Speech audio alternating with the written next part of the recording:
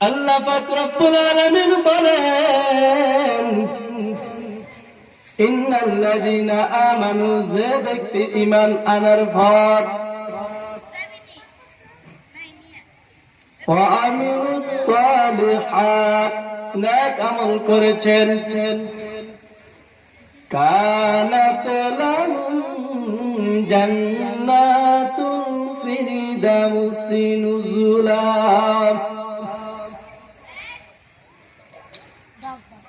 আমি আল্লাহ পাক রব্বুল আলামিন ওই বান্দা বান্দীকে দান করব জান্নাতুল ফেরদাউস। আল্লাহ পাক রব্বুল আলামিন 8টা জান্নাত সৃষ্টি করেছেন। সৃষ্টির ষষ্ঠ জান্নাত হলো জান্নাতুল ফেরদাউস।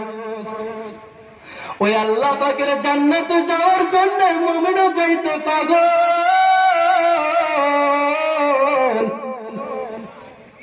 বেঈমানও আল্লাহ তাআলার জান্নাতে যাওয়ার জন্য পাগল। যদি তুমি জান্নাতে যাইতে চাও রে ভাই,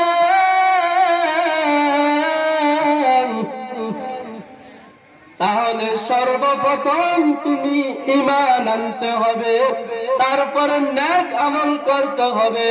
আল্লাহ পাক রব্বুল আলামিন বলেন, তুমি ঈমানও এনেছো, নেক আমলও করেছো, আমি রব্বুল আলামিন তোমাকে দান করব জান্নাতুল ফিরদাউস। আমি রব্বুল আলামিন তোমাকে দান করব জান্নাতুল ফিরদাউস। قال رسول الله صلى الله عليه وآله وسلم বলেছেন হাদিসে,